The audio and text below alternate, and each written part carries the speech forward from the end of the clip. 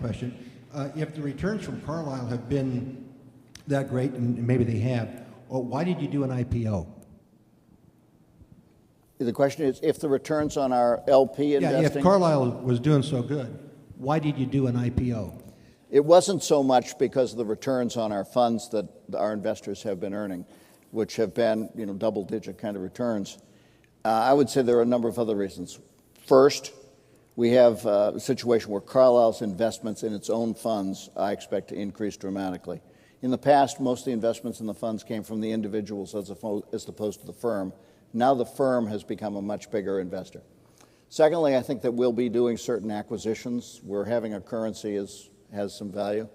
Thirdly, you have an employee group, many of whom are my partners. Before the IPO, I had about 150 partners. And they're all wondering, well, what's this really worth?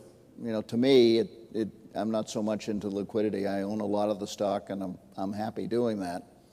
But I think the liquidity for some of the investment professionals, which also will hopefully enable us to the extent we need to, attract additional ones. All right, it's got to be one more question out here. Yes, please. Yes, thank you. Can you speak a little bit on the emerging markets presence you have? What percentage of that is expat versus local? 99% is local in terms of the people that we have. If you're an American and you want to go to China or India or Brazil, it would be highly unlikely.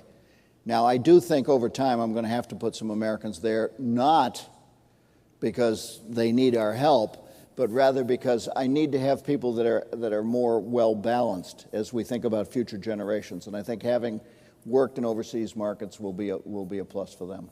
We have, I think, 1 out of every 12 people who works for Carlyle is in China. And of that, only 1 of them looks like me. And so that's an example of what happens.